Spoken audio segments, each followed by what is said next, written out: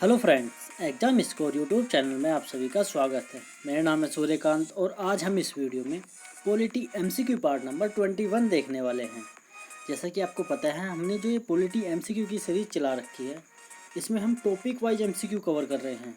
इससे पहले हमने उपराष्ट्रपति पर वीडियो देखी थी, जितने भी मोस्ट इम्पोर्टेंट क्वेश्चन थे, और आज हम राज्यसभा पर जितने भी मोस्ट इम्पोर्टेंट क्वेश्चन हमारे एग्ज़ाम में बन सकते हैं उन सबको देखने वाले हैं। तो सबसे पहले अगर बात करें राज्यसभा कौन सा आर्टिकल में है, आर्टिकल 80 में, ये याद रखना है आपको। तो चलिए क्वेश्चन शुरू करते हैं। पहला क्वेश्चन है, भारतीय संसद के अपर हाउस को किस नाम से जाना जाता है? तो इसका सही आंसर होगा हमारा ऑप्शन ए, राज्यसभा के नाम से, और लोअर हाउस को लोकसभा के नाम से। ये याद रखना है आपको। नेक्स्ट, राज्यसभा को अस्थायी सदन कहते हैं क्योंकि, क्यों कहा जाता है इसको अस्थायी सदन?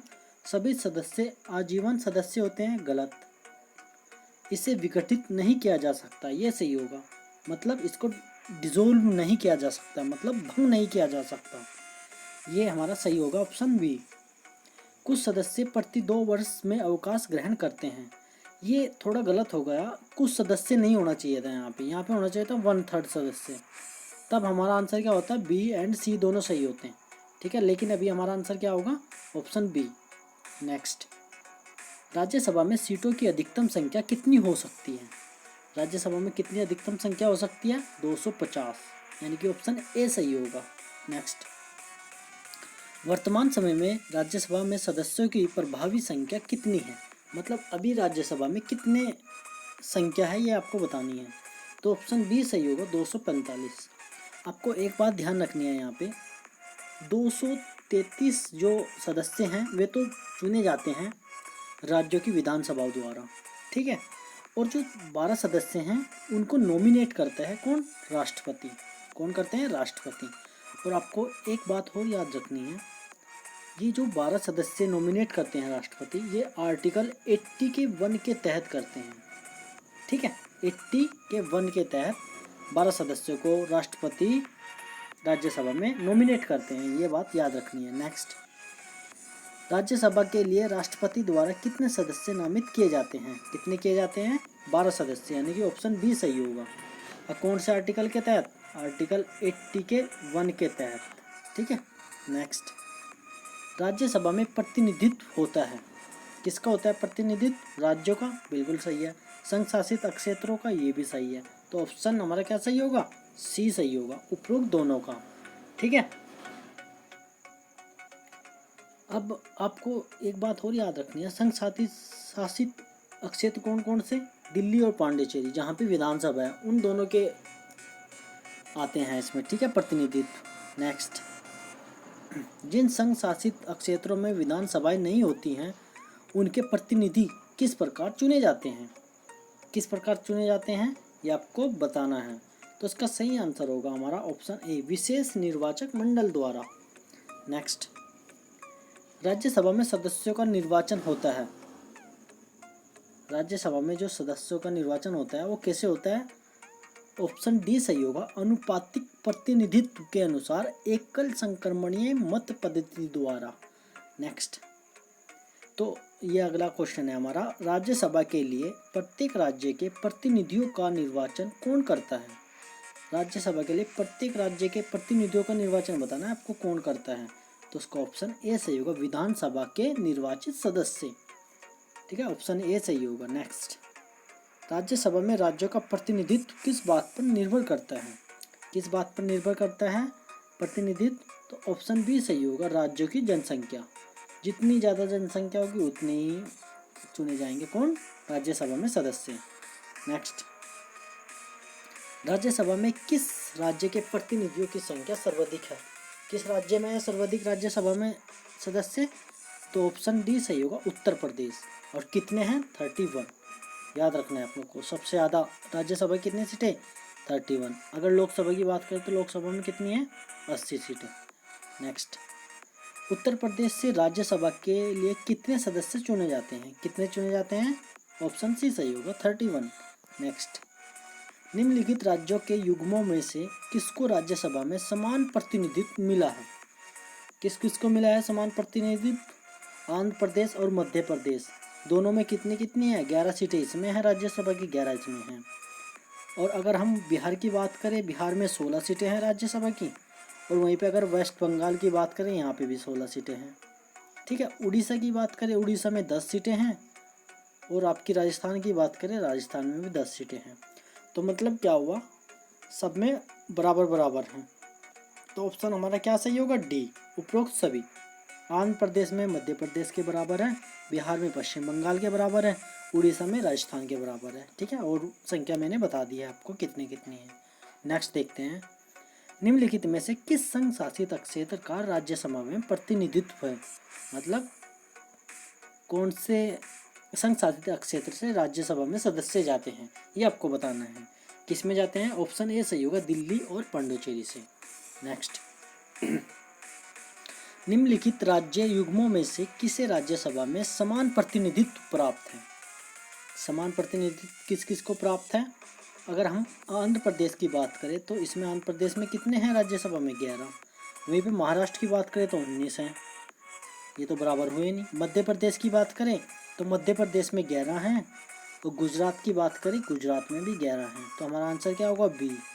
और वहीं पे अगर गुजरात की बात करें तो 11 हैं। राजस्थान की बात करें तो कितनी है राजस्थान में, राजस्थान में है हमारी 10। ठीक है, महाराष्ट्र की बात करें तो 19 है महाराष्ट्र में। और तमिलनाडु में कितने हैं, 18। ये सब याद रखनी है, पूछी जाती हैं बार बार। नेक्स्ट, बिहार से राज्यसभा के लिए कितने सदस्य निर्वाचित होते हैं। बिहार में कितने होते हैं, 16 सदस्य, यानी कि ऑप्शन डी सही होगा हमारा। नेक्स्ट, राज्यसभा के 1/3 सदस्य प्रत्येक कितने वर्ष के पश्चात सेवानिवृत्त होते हैं तथा नए 1/3 सदस्य उनका स्थान लेते हैं। कितने वर्ष के बाद होते हैं, 2 वर्ष के बाद, यानी कि ऑप्शन ए सही होगा।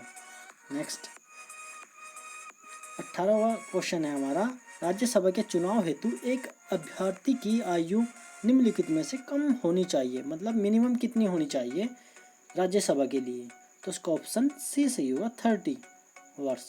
ठीक है, नेक्स्ट, क्या राष्ट्रपति लोकसभा की भांति राज्यसभा को भंग कर सकता है। मतलब सीधा सीधा क्वेश्चन पूछा है कि राज्यसभा को भंग किया जा सकता है, तो उसका आंसर होगा हमारा बी, नहीं, राज्यसभा को भंग नहीं किया जा सकता। नेक्स्ट, राज्यसभा के सदस्यों का कार्यकाल कितने वर्ष होता है। कितने वर्ष होता है राज्यसभा के सदस्यों का कार्यकाल, ऑप्शन डी सही होगा, 6 वर्ष। नेक्स्ट, क्या राज्यसभा के सभी सदस्यों का निर्वाचक एक साथ होता है। एक साथ होता है सभी राज्यों का, राज्यसभा के सभी सदस्यों का, तो उसका ऑप्शन होगा बी सही, नहीं।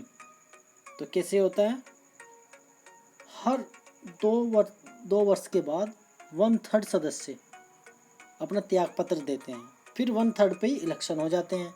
तो ऐसे ऐसे करके 6 साल तक उनका टाइम पीरियड रहता है और 2-2 साल के गैप में इनके चुनाव होते हैं। ठीक है, ये बात याद रखनी है आपको। नेक्स्ट, लोकसभा की भांति राज्यसभा कभी भंग नहीं होती है, किंतु ऑप्शन बी सही होगा, उसका प्रत्येक 2 वर्ष बाद उसके 1/3 सदस्यों की सदस्यता समाप्त हो जाती है। नेक्स्ट, निम्नलिखित में से कौन सा कथन सही नहीं है। कौन सा कथन सही नहीं है, राज्यसभा की अधिकतम सदस्य संख्या 250 है, ये सही है। अधिकतम, मैक्सिमम पूछा, लेकिन अगर फिलहाल की बात करेंगे तो 245 है, ये भी याद रखना है आपको। राज्यसभा निरंतरता का प्रतीक है। निरंतरता का प्रतीक है मतलब जिसको कभी भंग नहीं किया जा सकता, ये भी सही है। राज्यसभा के 2/3 सदस्य प्रत्येक दूसरे वर्ष की समाप्ति पर पद मुक्त हो जाते हैं। अब यहाँ पे क्या दिया, 2/3, 2 वर्ष के बाद। 2 वर्ष तो ठीक है, बट 2/3 नहीं, 1/3 यानी कि 1/3 करते हैं। ठीक है, तो गलत क्या हुआ, ऑप्शन सी सही होगा हमारा, मतलब सी वाला ऑप्शन गलत है। ठीक है, नेक्स्ट, लोकसभा और राज्यसभा में गणपूर्ति कोरम संख्या है, कितनी है कोरम संख्या, ऑप्शन सी सही होगा, कुल सदस्य संख्या का 1/10। राज्यसभा का सभापति कौन होता है। कौन होता है राज्यसभा का सभापति, ऑप्शन बी सही होगा, उपराष्ट्रपति। नेक्स्ट, किस सदन में अध्यक्ष उस सदन का सदस्य नहीं होता। किस सदन का नहीं होता, राज्यसभा का। कौन होता है अध्यक्ष, उपराष्ट्रपति। नेक्स्ट, राज्यसभा के सभापति की अनुपस्थिति में राज्यसभा का कार्य संचालन कौन करता है। जब सभापति उपस्थित नहीं होते तो कार्यभार कौन संभालता है राज्यसभा का? उपसभापति। तो ऑप्शन सी सही होगा। नेक्स्ट, राज्यसभा के उपसभापति का निर्वाचन कौन करता है? उपसभापति का निर्वाचन बताना है कौन करता है, तो कौन करता है? ऑप्शन बी सही होगा, राज्यसभा के सदस्य। ठीक है, नेक्स्ट देखते हैं,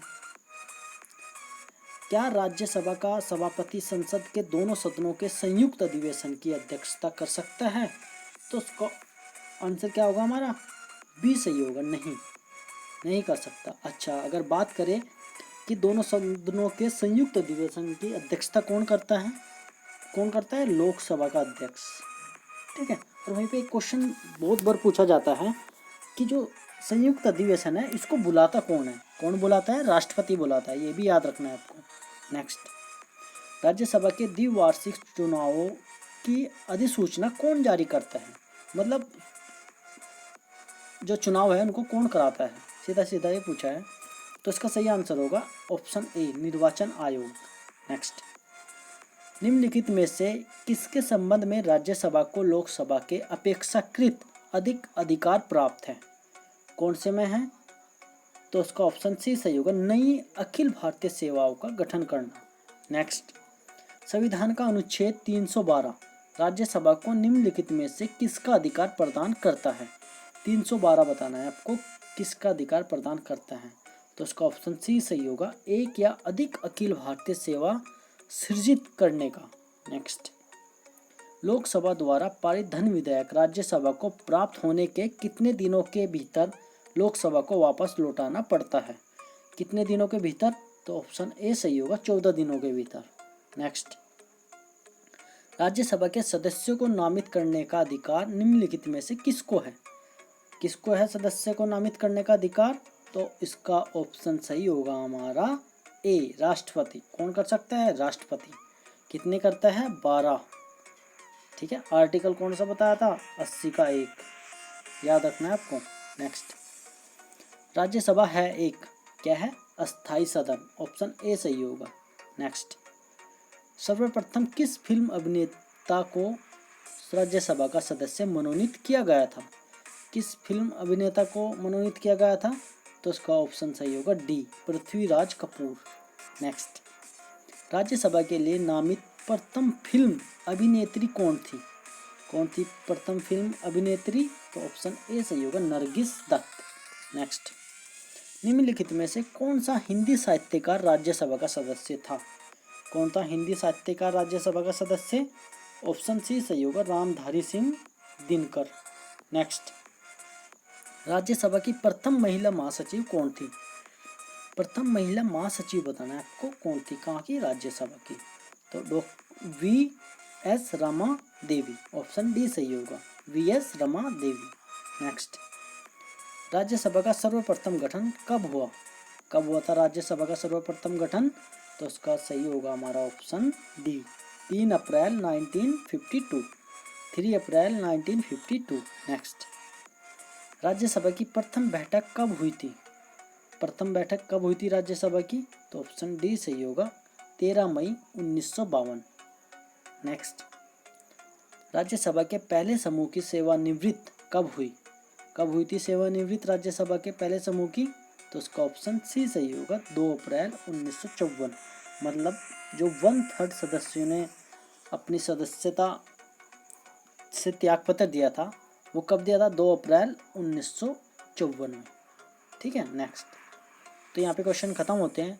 आई होप आपको अच्छा लगा होगा। Thank you for watching. जय हिंद।